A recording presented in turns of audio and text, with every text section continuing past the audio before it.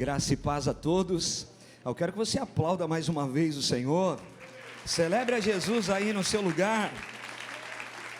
Afinal de contas, tem muita coisa para acontecer aqui ainda, não é? Nesse dia todo. Deus abençoe vocês. Deus abençoe a Cristo a Resposta, pastor Natalino, pastor Moisés, toda a equipe, toda a liderança. Eu queria que você abrisse a sua Bíblia comigo em Mateus capítulo 3.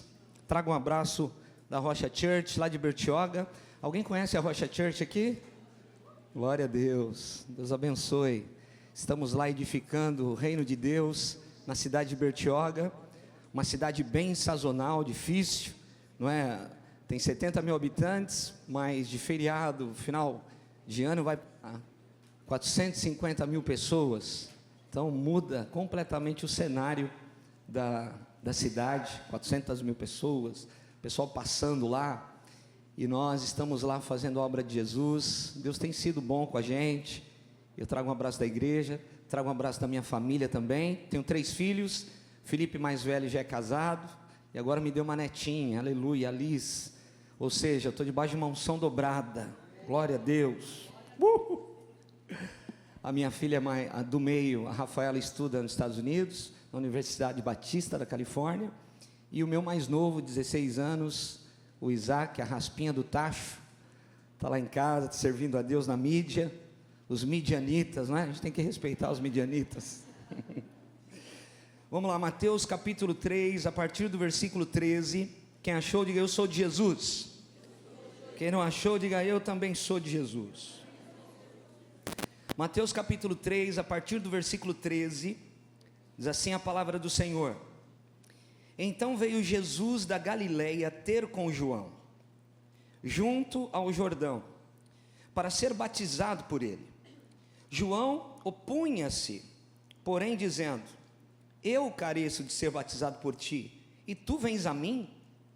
Então Jesus respondeu e disse-lhe: deixa por agora, porque assim nos convém cumprir toda a justiça. Então ele o deixou. E sendo Jesus batizado, saiu logo da água. E eis que lhe abriram os céus, e viu o Espírito de Deus descendo como uma pomba, e vindo sobre ele.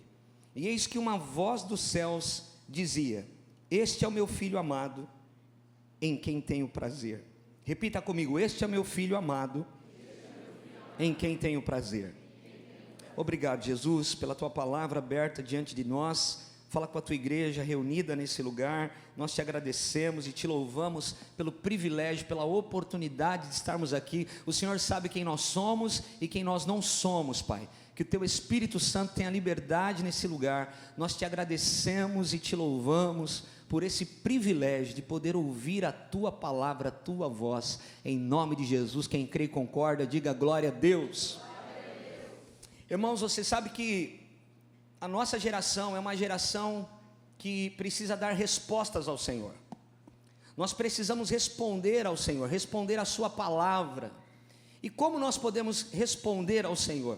Nós lemos um texto aqui que Jesus foi batizado por João Batista. Eu acabei de vir de um batismo nosso lá, que nós fazemos alguns batismos no ano. E a gente acabou de vir lá do nosso Jordão particular, no Rio Guaratuba. Tem um rio lá bem legal que a gente faz o batismo há muitos anos lá na nossa igreja. Eu acabei de vir de um batismo. E o batismo é algo tão significativo, tão poderoso, tão sublime. A maior profissão de fé que alguém pode fazer, alguém descendo as águas ali, dizendo para o mundo terreno e para o mundo espiritual que tem parte com Jesus, tem aliança com Deus. Isso é maravilhoso. E quando nós batizamos as pessoas estão sendo edificadas, a palavra de Deus está se cumprindo sobre a vida delas, mas nós somos edificados, porque nós estamos vendo que vale a pena continuar servindo a Jesus e pregando a palavra de Deus. E vindo de lá, o Espírito Santo estava falando comigo, porque muitas vezes nós estamos esperando algumas coisas de Deus acontecerem, para que a gente possa dar uma resposta que Deus já pediu de nós. Na verdade, nada mais precisa acontecer para que a gente ande em retidão, ande em devoção, para que a gente responda ao céu e responda tudo aquilo que Jesus já realizou por nós. É interessante que o próprio Jesus, ele se submeteu a um homem para começar o seu ministério. Até esse momento, Jesus não tinha realizado nenhum milagre. Até esse momento, Jesus não tinha se manifestado como Filho de Deus. Até esse momento, Jesus não tinha curado nenhum enfermo, não tinha expulsado demônio de ninguém. Então, qual é o prazer que o Pai está falando aqui na primeira pessoa? Esse é o meu filho e ele me dá prazer. Se até esse momento, Jesus não tinha feito absolutamente nenhuma manifestação pública a respeito que ele era o Filho de Deus. É interessante, querido, que quando nós olhamos para a palavra do Senhor, e a gente pode observar algumas coisas tão importantes, que às vezes passam despercebido. O próprio Deus, Jesus, ele vai até João Batista, e João Batista, olhando para Jesus, diz: era para que eu fosse até tu, mas tu vens a mim. Eu quero dizer para você, que por melhor que alguém seja, essa pessoa não teria condições de encontrar Jesus. Foi Jesus que nos encontrou. Não foi você que encontrou Jesus, foi Jesus que te encontrou. João Batista está dizendo o seguinte: era para que eu fosse até tu, mas tu vens a mim. E Jesus vai falar sim, para que se cumpra toda a justiça, para que se cumpra a palavra. Então Jesus se submete a um homem para começar o seu ministério. Ele se submete a alguém para que a palavra de Deus se cumpra. E quando Jesus é batizado, ele está saindo da água, a Bíblia diz que uma pomba em forma corpórea desce, e uma voz na primeira pessoa vai dizer: é o meu filho e eu tenho prazer nele. Primeiro, a identidade de Jesus, a identidade de filho. Segundo, esse filho me dá prazer, eu tenho prazer nesse filho. Mas qual é então o prazer que o filho Jesus está dando para o pai, se até aquele momento ele não se manifestou para o mundo como filho? Então é um prazer na intimidade, é um prazer no secreto, é um prazer que o filho está dando para o pai em um lugar que ninguém vê. É no relacionamento íntimo que Jesus está dando prazer para o pai. É no momento de oração, de devoção, que Jesus está dando prazer para o Pai. É por isso que por muitas vezes nós vamos ver Jesus falando para os discípulos: eu preciso me separar para orar, eu vou orar. Então, se Jesus, o Filho de Deus, precisa orar, quanto mais nós precisamos orar e clamar a um Pai que responde e está nos vendo. Jesus, ele se submete, o Pai está confirmando a identidade do Filho, e mais do que isso, está falando: esse filho me dá prazer. Então o prazer que eu e você podemos dar para Deus é no nosso relacionamento, é na nossa intimidade com o Espírito Santo, é no nosso relacionamento. Não é simplesmente num culto de domingo, numa conferência de sábado, mas é na segunda-feira, na terça-feira, onde os olhos do pastor não estão ali, onde não tem nenhuma liderança perto de mim, mas eu sei que eu preciso entregar a minha devoção, eu sei que naquele dia eu também preciso fazer as minhas entregas, eu preciso fazer as minhas renúncias para agradar o coração de Deus. Quando ninguém vê, eu preciso continuar fazendo isso. E é exatamente isso que está dando prazer ao Pai. O prazer que o Pai tem no Filho Jesus é um prazer no secreto. Você está vendo eu falando aqui com o microfone na mão, publicamente, tem câmeras aqui. Só que qual o detalhe? Não é o público que sustenta o que ninguém vê, é o que ninguém vê que sustenta o que todo mundo vê. Esse prédio aqui, ele tem uma fundação, é por isso que ele está de pé. Então ninguém elogia uma fundação, ninguém chega na sua casa elogiando a fundação da sua casa, ninguém chega na nossa casa elogiando a fundação. As pessoas elogiam a cortina, elogiam uma decoração, mas elas não elogiam a fundação. Mas é o que ninguém vê que sustenta o que todo mundo vê. É o teu relacionamento íntimo que ninguém vê, que vai te dar uma vida sustentável, uma jornada de fé sustentável na presença de Deus. Ninguém terá uma vida sustentável na presença do Senhor se não tiver uma vida de devoção e intimidade com o Espírito Santo. E algumas coisas que nós vamos fazer, e algumas coisas que nós vamos entregar, ninguém vai saber, mas o céu sabe, o céu registrou, o céu sabe o que está acontecendo. Por que eu estou dizendo tudo isso? Porque alguns sinais do ministério de Jesus, principalmente 4 ações aconteceram no ministério de Jesus. A primeira, Jesus ele pregava o reino de Deus, o querigma. Jesus ele anunciou o reino de Deus, ele pregou o reino de Deus. Segundo, Ele não só pregou o reino de Deus, mas ele ensinou a respeito do reino que já chegou e está entre nós. Terceiro, ele curava os enfermos e ele também expulsava os demônios. Agora, a pergunta que o Espírito Santo faz para nós nessa tarde: qual é o prazer que nós estamos dando para o Pai? Se esse prazer que o Pai pode receber não vem publicamente, como tem sido o nosso secreto? Como tem sido a nossa vida quando a gente fecha a porta do nosso quarto? Como tem sido a nossa vida quando a gente bate a porta do carro para ir para algum lugar? Como tem sido a nossa vida quando a gente liga a tela do computador e não tem ninguém próximo de nós? Quando a gente acende a luz do celular, abre o celular para ver alguma coisa. Eu quero dizer para você que você e eu não somos o que nós postamos no Instagram, nós somos o que nós escondemos no WhatsApp. Esses somos nós. Nós não somos o que as nossas ações dizem, nós somos o que as nossas reações dizem. Porque as nossas ações são programadas, mas as nossas reações não dá para programar. Te xingam no trânsito, qual é a tua reação? Esse é você. Você recebe aquela ligação que você não gostaria de receber naquele dia.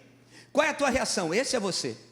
As nossas ações, elas são programadas. Se alguém vai na minha casa, o dia que o Moisés e a pastora for lá em casa, eu vou falar: Fabiana, arruma a mesa, vê se está tudo certinho, vê se está tudo em ordem, vê se a Amora não fez cocô no lavabo, dá uma geral aí em tudo. Por quê? Porque as nossas ações a gente consegue programar, mas as nossas reações somos nós de verdade.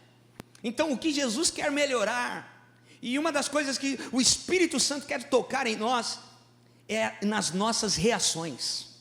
Porque se você olhar para a tua vida, para o histórico de um passado recente da tua vida, o que complicou foi a sua reação. A nossa reação ruim quando alguém fala alguma coisa para nós, a nossa reação ruim quando nós precisamos decidir algumas coisas, a nossa reação ruim acerca de alguma situação difícil para se resolver. Quando a nossa reação é ruim, a gente complica ainda mais as situações. E existe uma geração que foi alcançada por Jesus, que precisa dar uma resposta ao céu. Nós precisamos responder o céu. E às vezes nós estamos esperando coisas maiores acontecerem, enquanto na verdade nós precisamos dar passos de fé. Desde quando Jesus te encontrou, eu e você fomos tirados de um ambiente onde nós calculávamos o risco para ver se ia dar certo. Então, puxa, eu acho que é de Deus, eu recebi uma proposta melhor de trabalho. Por quê? É melhor? Porque eu vou ganhar mais, é mais perto da minha casa, eu tenho benefícios da empresa, vou ter carro da empresa. Uau, é de Deus. Quem disse que Deus está na melhor proposta? Muitas vezes Deus aparece no meio de nuvens e trovões e relâmpagos, o céu fecha, mas é ali que Deus está, como Ele apareceu no alto daquela montanha chamando Moisés para subir. Então existem algumas situações difíceis que Deus está nela, e é daquela situação que eu e você muitas vezes não queremos encarar, mas nós precisamos entrar no caos para transformar o caos, para mudar algumas situações e viver o propósito maior de Deus na nossa vida. Você não é um termômetro, você é um termostato. Um termômetro chega no ambiente e mede a temperatura do ambiente. Um termostato entra no ambiente e ele altera a temperatura do ambiente. Desde quando Jesus encontrou você, você é um transformador de ambiente. Aliás, existe um dunamis, um poder dentro de nós que tem essa condição de mudar os ambientes aonde nós estamos.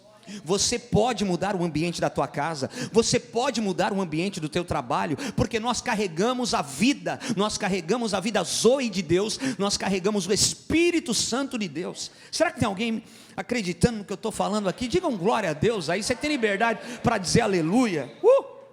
Então, esse filho dá prazer. Olha só que coisa interessante, eu estou falando de uma geração que precisa dar respostas. Lucas capítulo 17, é aquela história dos 10 leprosos. 10 homens que têm a mesma enfermidade, 10 homens que têm a mesma doença, eles padecem da mesma situação, eles precisam da mesma intervenção, e eles enxergam Jesus, e eles dizem: Jesus, se compadece de nós. O que eles estavam esperando?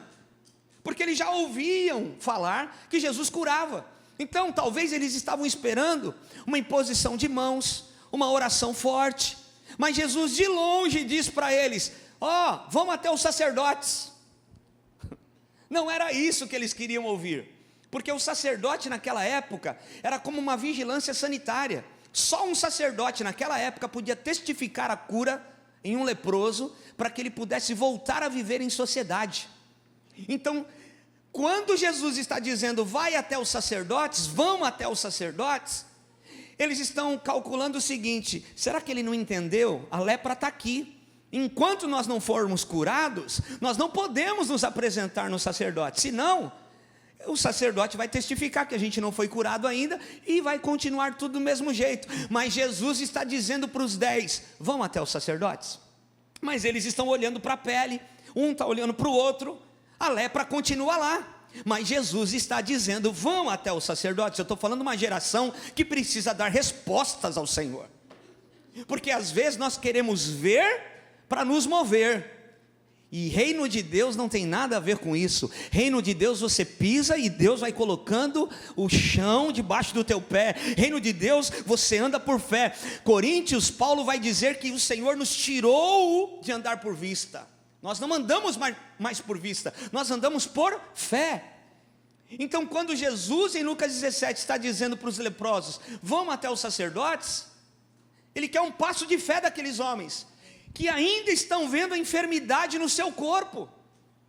E a Bíblia vai dizer e vai testificar que quando eles estavam indo, eles foram curados. Uma geração que responde. Ainda que você não entenda, obedeça. Não, vou repetir. Ainda que você não entenda, obedeça. Porque se eles quisessem entender, eles estariam parados e não seriam curados. Mas porque eles obedeceram a voz, mesmo sem entender, e deram um passo de fé, indo eles foram curados. Agora você imagina esses 10 homens, um olhando para o outro, falando, cara, eu fui curado. O outro, rapaz, eu fui curado. O outro, uau, vou poder voltar para minha família, vou poder voltar aí no supermercado fazer compra. Cada um correu para os seus afazeres, mas teve um que falou, não, antes de eu fazer qualquer coisa, eu preciso voltar para agradecer. Uma geração que dá respostas ao Senhor. Dos 10, um voltou. Quando esse volta, ele se prostra diante do Senhor, e era tão importante que os 10 voltassem, que a primeira pergunta que Jesus faz para esse que voltou é o seguinte: onde estão os teus amigos? Não foram 10 curados? Irmãos, Jesus sabe o que Ele fez na nossa vida. Olha para mim, meu irmão, Jesus sabe o que Ele fez na tua vida, e você precisa saber o que o Senhor já fez na sua vida. Não o que Ele vai fazer, mas o que Ele já fez. Então Jesus sabe o que liberou, Jesus sabe a palavra que foi declarada, mas só um dos 10 voltam para agradecer. E Jesus vai dizer para esse, vai, a tua fé te salvou. Peraí, ele foi salvo ou foi curado? Ele foi curado, mas quem responde tem o sinal do novo nascimento. Eu preciso de alguém aqui que dê um glória a Deus comigo, aleluia. Eu estou sentindo Jesus aqui. O que volta é o sinal do novo nascimento. O que dá resposta, o que não para no problema, o que não para na situação difícil, o que não para na murmuração, mas ele responde, o céu vai até o fim. Essa geração precisa dar respostas ao Senhor, e respostas de fé. Aleluia. Irmãos, Deus sabe o que fez na nossa vida. Esses homens, eles voltam e eles são tocados de uma forma sobrenatural. Sabe, Deus está procurando homens que respondem ao céu a partir de uma mente renovada, porque nós só vamos conseguir responder o céu a partir de uma mente renovada. Marcos capítulo 1, versículo 14, vai dizer o seguinte: depois de João ter sido preso, foi Jesus para Galiléia pregando o evangelho de Deus, dizendo, o tempo está cumprido, o reino de Deus é chegado, arrependei-vos e crede no evangelho. Essa palavra arrependei-vos é metanoeu, é metanoia, que significa mudança de mente, expansão de mente. Por que a pregação ainda mais urgente é arrependimento? Porque a pregação de Jesus era arrependimento, a pregação de João Batista era arrependimento, a pregação dos 12 apóstolos era arrependimento, a pregação do 13º apóstolo Paulo era arrependimento. Por quê? Porque o arrependimento expande a nossa mente para que a gente enxergue o reino que já chegou e está entre nós, para que a gente enxergue o rei desse reino que já chegou e está entre nós, para que a gente acesse os benefícios desse reino que já chegou e está entre nós, aleluia. Só com uma mente expandida, porque nós precisamos pregar, porque nós precisamos ganhar almas para Cristo, porque quando a palavra de Deus alcança um coração, essa pessoa ela se arrepende, e quando ela se arrepende é a grande oportunidade, é a única chance que ela tem de enxergar o reino que já chegou e está entre nós. Existe um reino, irmãos, invisível, mas real, nós fazemos parte dele, nós temos os benefícios desse reino, aleluia. Nosso dever, olha para mim, o nosso dever não é ir para o céu, o nosso dever nunca foi ir para o céu, o nosso dever é trazer o céu para a terra, your kingdom come. Nosso dever, o dever da igreja é trazer o céu para a terra. Desde quando Jesus te encontrou, como ele diz em Mateus 16, para os discípulos na frente ali, daquele lugar em Cesareia de Filipe, as portas do inferno não prevalecerão contra a minha eclésia. Eclésia é um termo militar, que é usado, um rei usava para uma elite de guerra. Deus se levantou como uma elite de guerra. Deus também tem os seus guerreiros, Deus também tem o seu exército. A igreja de Cristo Jesus foi levantada nesse tempo, irmãos, para isso. Nós estávamos ali conversando rapidamente com o pastor Natalino, falando de homens de Deus que passaram pela nossa vida, homens de Deus que correram o seu trecho de uma forma tão excelente, de uma forma tão poderosa, homens de Deus que fizeram a sua parte, apaixonados pelo Senhor. Irmãos, o evangelho não tem a ver com uma corrida de 100 metros, o evangelho tem a ver com uma corrida de revezamento.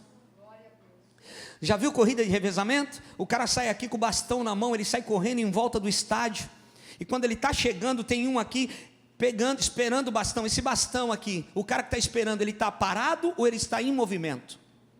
Ele está em movimento, porque o bastão não chega nas mãos de quem está parado. Sabe, eu e você lemos livros de pessoas que edificaram a nossa vida, avivalistas, evangelistas do passado, pastores incríveis, mas esse tempo é o nosso tempo, e o que nós estamos escrevendo? Esse tempo é o tempo que essa igreja aqui, que está em vigência, precisa dar respostas ao Senhor. E quais têm sido as nossas respostas? Respostas de coragem, respostas de ousadia. Aliás, a Bíblia diz que ninguém entra no Santo dos Santos sem ousadia.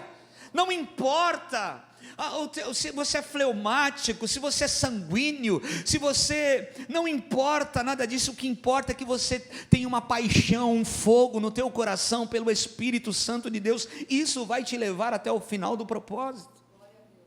Então, o arrependimento é a primeira exigência, tanto de João, quanto de Jesus, quanto dos discípulos.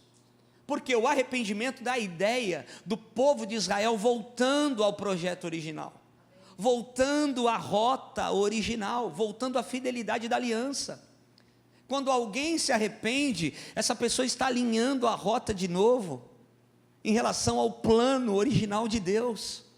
Quando alguém quebranta o seu coração, é por isso que a Bíblia diz que um coração quebrantado, Jesus não rejeita. É por isso também, esse aparelho aqui, irmãos, ele é uma bênção. Mas esse aparelho aqui faz com que as pessoas entrem muito em comparação. Então, não parece, eu não sei você, mas às vezes eu tenho a impressão que todo mundo está de férias e todo mundo é rico no Instagram. Fala, cara, 3 horas da tarde, olha a fotona que esse cara colocou aqui, não trabalha não, é? Meu Deus! Porque a gente procura as melhores fotos, as melhores oportunidades. Às vezes o casal de namorado, de noivo, casados, está bicudo um com o outro, a coisa está feia. Mas eles estão num lugar legal, eles tiram uma foto, põe um sorriso no rosto aí, vão tirar a foto, e colocam na rede social. Os seguidores falam, meu Deus, que casal maravilhoso, olha. Mas não é verdade, é fake. Nós estamos vivendo num mundo de mentiras, irmãos, e a igreja é o baluarte da verdade, a igreja é o que sustenta, é a coluna da verdade. A igreja está sustentando essa palavra para nós é a verdade acima de qualquer fato, não importa o que você esteja vendo diante dos teus olhos, essa palavra tem o poder de sabotar qualquer fato diante dos teus olhos, essa palavra tem poder para isso, porque a palavra de Deus é sobrenatural. Agora, por que eu estou dizendo isso? Porque é fácil, cada um de nós, faz assim com a sua mão, faz assim. Irmãos, Deus colocou um propósito de vida nas tuas mãos. Todos nós não nascemos soltos, nós não estamos soltos. A nossa fé não é uma fé no abstrato, não. Jesus sabe o que fez comigo e com você. Tem um propósito, fecha a tua mão, põe a tua mão no teu coração assim, ó. Então todos nós temos dons e talentos que o próprio Deus nos deu. E nós precisamos usar esses dons e talentos para estabelecer o reino de Deus nessa terra. Só que então, se cada um de nós temos um propósito, é por isso que ninguém é igual a ninguém. Então para de ficar se comparando com o fulano da internet. Para de ficar se comparando com algumas pessoas que você até pode admirá-las. Mas quem se compara entra em competição, e quando alguém, um homem e uma mulher de Deus entram em competição, facilmente você solta o que Deus colocou nas suas mãos para você fazer, para tentar pegar o que o outro tem, e aí você abandona o plano original de Deus na sua vida, e aí você se frustra, porque aquilo não é para você, aquilo é para o outro. Deus não erra de endereço, o que Deus tem para você é para você, aleluia. Irmãos, o que Deus tem para nós é para nós. Não tenha medo, não se compare, levante a tua autoestima, olhe para o Senhor, olhe para o alto, não se compare com ninguém. O que Deus tem para você é para você. Você pode falar isso para alguém do teu lado, falar assim: o que Deus tem para você, Deus não erra de endereço, o que Deus tem para você é para você, aleluia. Repita comigo: a unção. Vamos lá, Cristo é resposta. A unção vem na identidade. A unção vem na minha identidade. Qual é a sua identidade? Uma: filho de Deus, filha de Deus. A nossa identidade é de filho. Então cuidado com relacionamentos que roubam você de você mesmo. Cuidado com relacionamentos que tocam nos teus sonhos e atingem a tua identidade. Cuidado com relacionamentos que são destrutivos, pessoas que não acreditam naquilo que você acredita. Tome cuidado com isso, porque isso tudo afeta a sua identidade, e se afetar a sua identidade de filho de Deus, filha de Deus, acabou. Foi isso que Satanás quis fazer com o próprio Jesus. Se tu és filho, faz isso. Se tu és filho, colocando em dúvida, em xeque a identidade de Jesus. Não, Jesus é filho, irmãos, e você é filho por adoção. Nós somos filhos por adoção.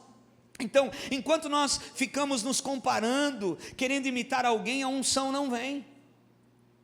Agora, quando eu assumo a minha identidade de filho, esse sou eu, Pai, me trata, me molde conforme o teu querer, conforme a tua vontade. Estou aberto para as podas, estou aberto para ser alinhado pelo teu Espírito Santo. Então, em você, na sua identidade, Jesus vai agir e vai te usar de uma forma sobrenatural e extraordinária.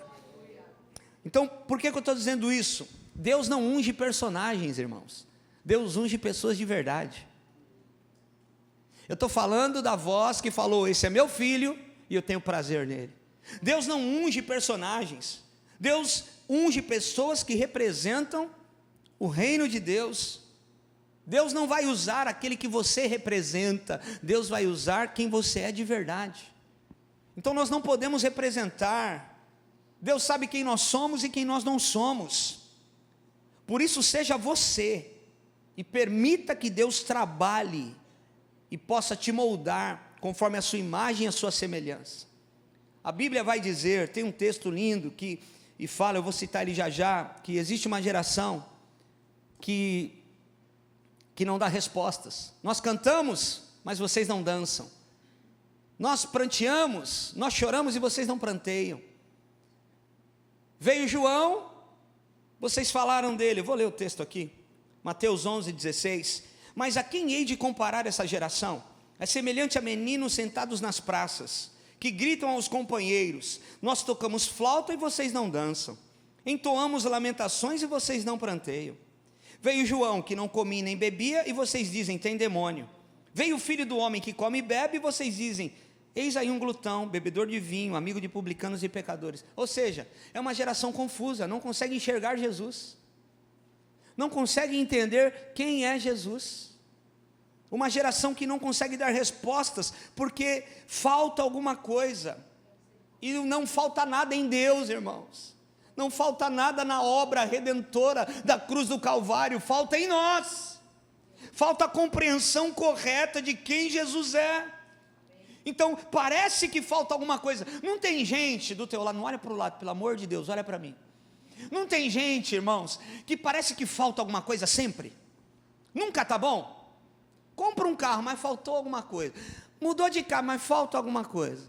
Veio para a igreja, mas faltou, o ar-condicionado não ligou direito. Sempre falta alguma coisa. Geralmente, esse tipo de gente são pessoas que não estão respondendo o céu, irmãos. Repita comigo assim: eu não sou mosca, eu sou abelha. Sabe por que você não é mosca, você é abelha? A mosca, ela pode estar num jardim maravilhoso, lindo, colorido, cheiroso, mas ela vai escolher o cocô para pousar. Ela vai escolher o que é ruim, o que tem cheiro mal. Ela pode estar num lugar maravilhoso, mas é lá no cocô que ela vai pousar. Agora a abelha é o contrário. Ela pode estar num lixão a céu aberto, um fedor, tudo cheirando mal, mas ela vai procurar o que tem vida, o que tem cor, o que cheira bem. Ela vai pousar na flor. Você não é mosca, você é abelha. Para de gastar a sua energia com aquilo que não aconteceu e glorifique ao Senhor por aquilo que Ele já fez. Glorifique o Senhor por aquilo que Ele já fez. Então, é uma geração que olha para Jesus e enxerga Jesus de forma confusa. Então, o que vão dizer de nós? O que a próxima geração, a geração que vem por aí, se Jesus não voltar, o que vão dizer de nós? Fomos um povo de fé? Respondemos com fé nos momentos difíceis? Passamos aí por pandemias, muitos de nós perdemos entes queridos, mas qual foi a nossa resposta em relação à fé? Nós nos acuamos ou nós com fé enfrentamos as situações? Eu estou falando de fé. Então, as ações, as nossas reações, como eu disse, precisam mudar mais do que as nossas ações. Repita comigo: eu preciso ter ações com humildade, e eu preciso ter reações com mansidão. Todas as vezes que você age de forma humilde e reage de forma mansa, você vai ter sucesso. Guarda isso. Se você puder anotar, anota isso. As nossas ações precisam ser com humildade, irmãos. Não adianta você ter uma ação, mas com soberba, você já desmonta todo o resto. Então as nossas ações têm que ter humildade, e a nossa reação tem que ser mansa, porque se a sua reação for explosiva, você também desconstrói tudo que você vinha construindo. Não adianta nada. Eu conheço pessoas que são humildes nas ações, mas são destrutivas nas suas reações, então colocam tudo a perder. Eu conheço pessoas que têm uma reação mansa, mas a ação é soberba, coloca tudo a perder. Agora, quando a gente segue essa regra bíblica de ter as nossas ações em humildade e as nossas reações em mansidão, uau! Nós conseguimos pavimentar um futuro seguro na presença do Senhor. Nós vamos conseguir agregar, nós vamos ser reconciliadores, irmãos. Isso é um exercício, é sair da zona de conforto. Não é fácil fazer isso, para ninguém. Não importa como você nasceu, se você é um pouco mais introvertido ou extrovertido, se eu e você começamos a exercitar, isso são frutos do Espírito que nós temos acesso. Então ninguém vai poder chegar diante de Deus e falar: Senhor, eu não consegui ser manso, eu explodia mesmo, eu não tinha. Jesus fala: eu te dei recurso. Jesus vai falar: eu deixei uma saída para você, você não usou o recurso que você tinha. Senhor, eu não consegui ser humilde. Opa, eu te dei recurso, te dei minha palavra, orientei você, coloquei pessoas humildes para você aprender com elas. Não aprendeu nada? Ninguém vai poder chegar diante de Deus cobrando esse tipo de coisa. Então, talvez o que nós precisamos, irmãos, e esse dia que vocês estão reunidos aqui, desde a manhã até a noite, que seja um reset espiritual. Levanta a tua mão, recebe o que eu vou te falar, que seja um reset, um restart, que seja a oportunidade de um recomeço, de alinhar a rota. Talvez você chegou aqui de um jeito, e Jesus já vem falando com você desde o período da manhã, a palavra de Deus está entrando, você está absorvendo algumas coisas, e lá dentro de você, honestamente, você está dizendo diante de Deus: Senhor, eu vou mudar, eu vou sair daqui, eu vou fazer algumas coisas, eu vou tirar algumas coisas da minha vida, do meu caminho, e eu vou incluir algumas coisas que são bênção para mim. Eu tenho certeza disso, que assim seja na tua vida, meu irmão, em nome de Jesus. Esse reset espiritual nós precisamos de tempo em tempo. É um restart, é aquela experiência nova com o Espírito Santo. Sabe, aquela experiência nova com o Espírito Santo que faz a gente sair da zona de conforto e ir para um território ainda não conquistado. Irmãos, Deus é especialista em nos tirar da zona de conforto. Fala para alguém do teu lado assim: Jesus vai te tirar da zona de conforto, viu? Jesus vai te tirar da zona de conforto. Ai, eu ouvi gente falando assim: ai, Jesus, ai, dói mesmo, irmão, um pouquinho, viu? Deixa eu falar uma coisa para você, um testemunho rápido. Trabalhei 11 anos numa empresa dentro da Riviera de São Lourenço, lá em Bertioga. E eu estava no meu melhor momento, financeiro, familiar, cuidando da igreja. Então eu tinha tempo, eu conciliava o meu trabalho com o pastoreio da igreja. Isso fazem 13 anos atrás, que eu larguei tudo para viver tempo integral na obra do Senhor. Mas o que aconteceu? Eu sabia que eu tinha um chamado, mas eu estava tão bem na empresa e conciliava. O dono da empresa já ficava mais na Alemanha do que no Brasil, e eu estava ali gerenciando a empresa, e eu falei: Senhor, eu entendi, eu vou ficar aqui 50 anos trabalhando aqui, e vou conseguir pastorear a igreja está crescendo, novos líderes estão se formando, que bênção, eu entendi. Só que a minha esposa, irmão, se você não ouve o Espírito Santo, escuta a tua esposa, hein? Quando a mulher ora, acabou o homem, irmão.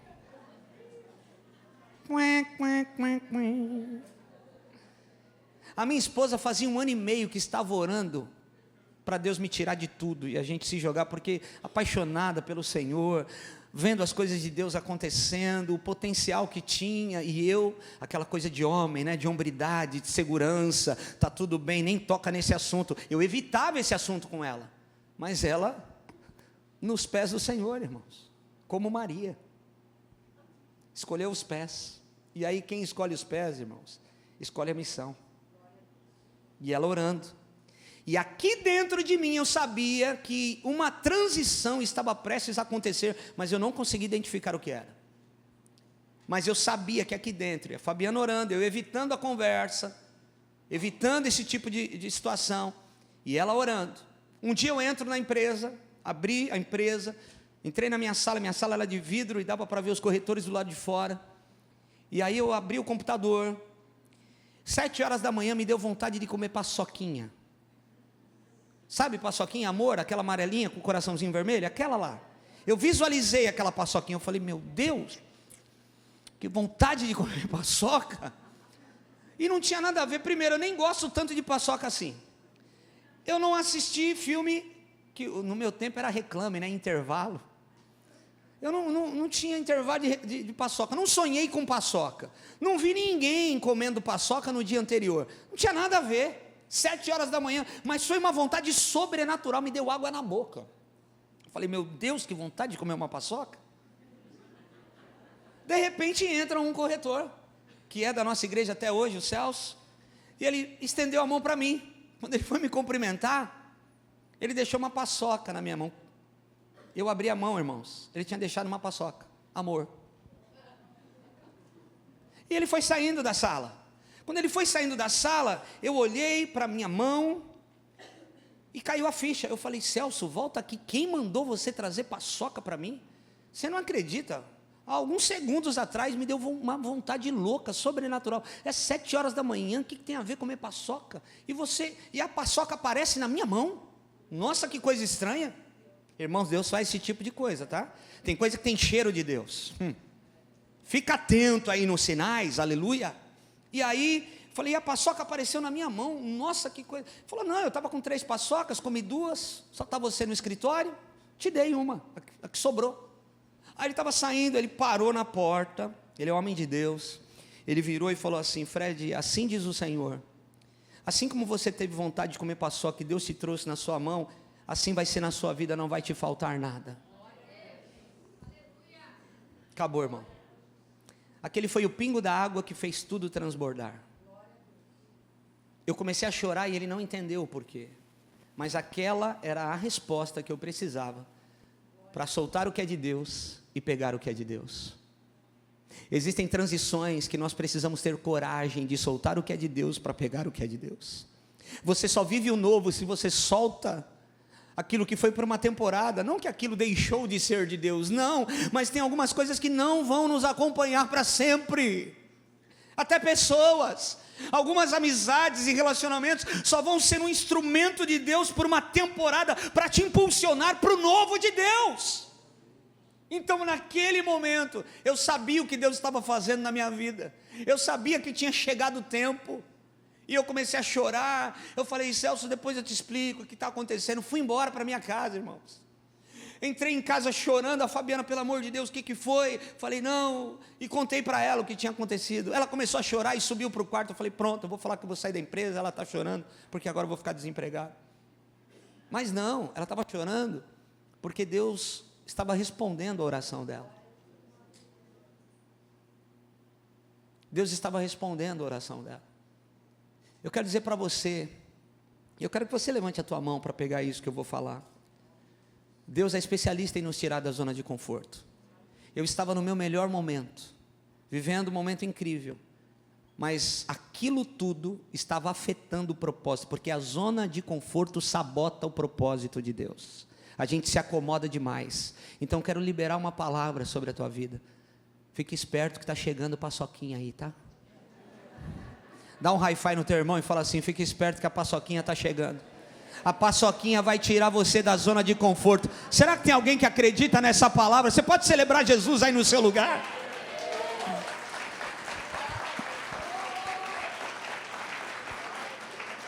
Irmão, sabe aquele dia que você senta no sofá e fala, uau, hoje a agenda tá tranquila, eu vou conseguir assistir a minha série preferida, e você se ajeita no sofá assim, ó, aquele cantinho que você gosta, tá? Tem até o teu perfil assim, né, no sofá, assim, você senta ali, naquele cantinho ele é teu, você se acomoda, mas de repente o telefone toca, de repente você tem que resolver uma coisa urgente.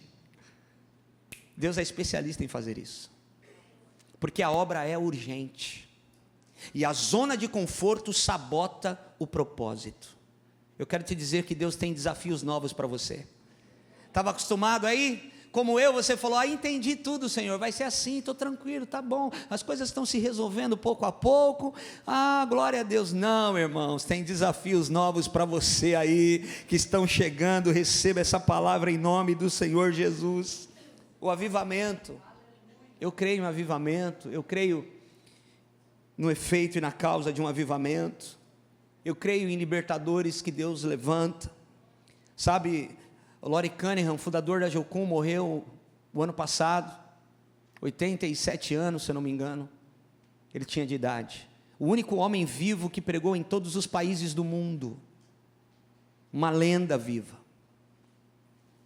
E um dos pastores que eu tenho amizade foi visitá-lo, porque a esposa do Lori Cunningham ligou para esse pastor brasileiro e falou, cara, se você quer vê-lo, você tem que vir rápido, porque está no fim já.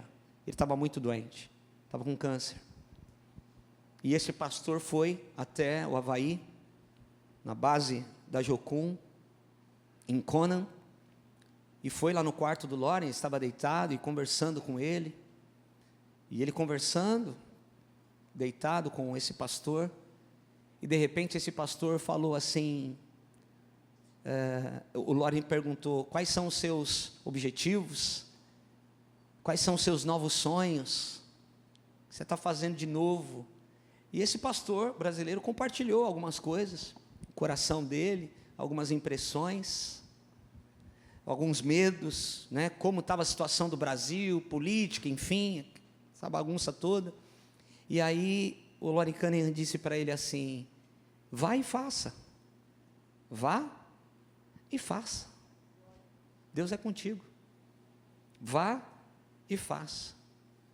E aí ele pediu para o Loren Cunningham, mesmo deitado, orar por ele. Ele ajoelhou do lado da cama, e o Loren Cunningham fez uma oração simples, porque generais são simples, irmãos. Fez uma oração simples, impôs as mãos na cabeça desse pastor brasileiro, orou por ele, e esse pastor emocionado, chorando muito, porque ele sabia que aquelas eram as últimas palavras que ele ia ouvir daquele amigo. E aí, quando o Loren Cunningham acabou de orar por ele, ele olhou assim, ainda deitado, para esse pastor brasileiro e falou assim: te vejo do outro lado. Te vejo do outro lado. Do outro lado não tem dor. Do outro lado não tem tristeza. Do outro lado não tem choro, não tem pranto. A pregação, o evangelho, os dons e talentos que Deus nos deu, é para que a gente use desse lado.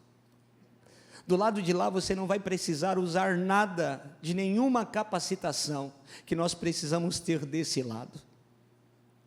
Desse lado aqui nós precisamos passar um dia inteiro, como nós estamos passando aqui, para ouvir o Senhor, para se quebrantar diante do Senhor, para receber, para sermos liberados para coisas novas do Senhor, para entendermos que precisamos estabelecer o reino de Deus nessa terra. Desse lado, todo dom e talento, o Espírito Santo está em nós, para que desse lado nós sejamos instrumentos do Senhor, porque daquele lado você não vai precisar orar por mais ninguém. Do lado de lá, ninguém precisa de oração, as pessoas precisam de oração aqui. Do lado de lá, as pessoas não precisam de uma visita, elas não precisam de um abraço, tudo está completo e pleno. Nós precisamos disso aqui. E interessante que uma das frases de T.W. Tozer diz o seguinte: quando um homem de Deus morre, nada de Deus morre com ele. Quando um homem de Deus morre, nada de Deus morre com ele. Exatamente agora, a Jocum, conhecida no mundo inteiro, quando Loren Cunningham morreu, ela virou 7 instituições, ela multiplicou. Tudo isso já estava planejado, porque quando um homem de Deus morre, nada de Deus morre com ele. Quando alguém que entendeu a respeito de legado, quando alguém entendeu a respeito de reino, a pessoa pode passar, mas as realizações, a semente, o legado permanece afetando vidas. Eu quero te convidar a ficar de pé.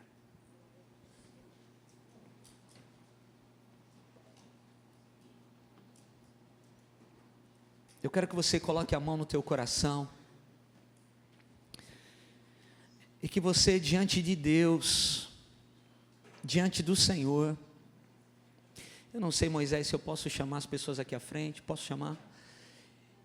Irmãos, eu queria que você saísse do seu lugar e viesse aqui. Você que, de alguma forma, essa palavra falou com você. Você quer viver coisas novas. Você que talvez sabe que tem uma zona de conforto perigosa aí, e Deus está cutucando você para coisas novas. Sai do seu lugar, vem aqui, eu quero orar por você. Pode sair rapidamente, vem para cá. Tem jovens aqui que Deus está levantando com uma unção de libertação. Tem jovens aqui que Deus vai levantar para estabelecer o reino, não só em Santos, na Baixada Santista. Pode vir mais pertinho aqui para que todos caibam isso. Talvez você que está aqui, vindo aqui, você se sente um improvável. Talvez você não se sente capaz. Talvez você não se sente forte o bastante para enfrentar algumas situações que têm se apresentado aí. Irmãos, Deus usa os improváveis. Quem está falando com você aqui é um improvável. Até setembro do ano passado eu não conhecia os meus pais biológicos. Eu fui tirado de um abrigo com 8 meses, por um casal de senhores que não podia ter filhos. Eles me amaram, me educaram, mas eles não tinham Jesus, não conheciam Jesus.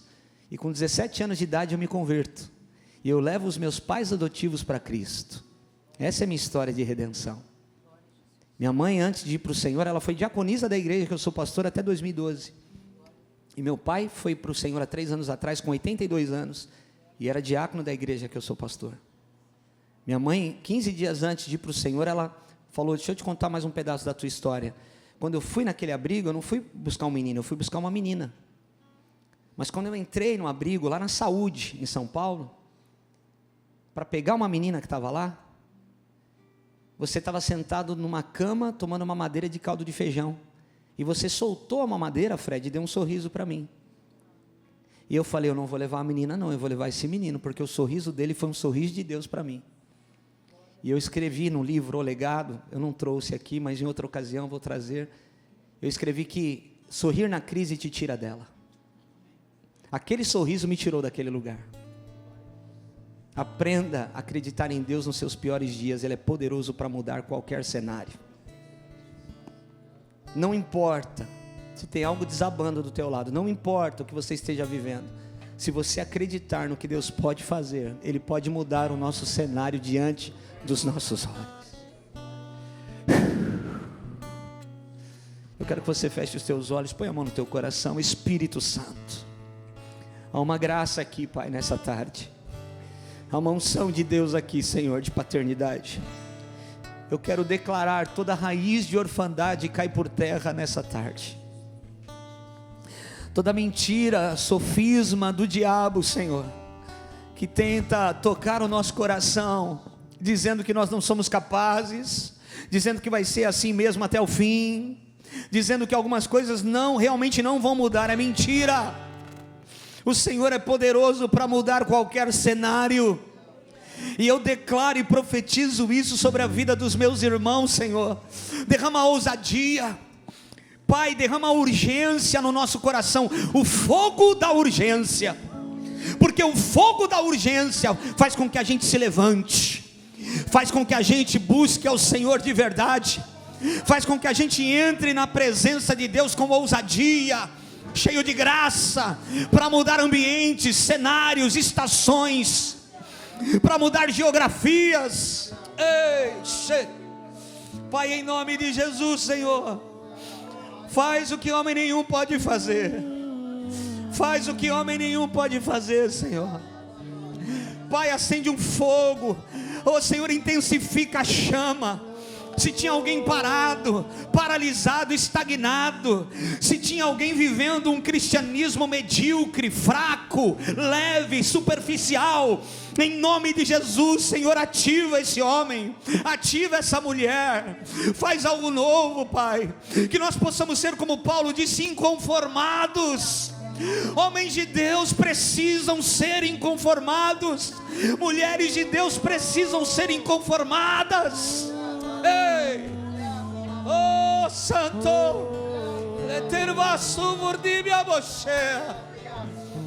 vem com teu fogo, Senhor, nós vamos adorar ao Senhor. Vem com teu fogo, Espírito Santo, vem com teu fogo aqui. Aquece o coração, a alma de todos que estão aqui, Senhor, nesse dia. Espírito Santo, traz, Senhor, a clareza do novo. Eu quero declarar que tem coisas novas chegando sobre a tua vida. Eu quero declarar que para que você pise no novo, você precisa deixar o velho. Tudo que é velho, tudo que já passou, tudo que é passado na sua vida, em nome de Jesus, receba o novo de Deus. Receba aquilo que é fresco, receba aquilo que é fresco. Ei, receba aquilo que é fresco, aquilo que é fresco. Receba o frescor de Deus, o óleo fresco. Espírito Santo, flua, flua, flua, flua. Toda a incapacidade nós entregamos no teu altar.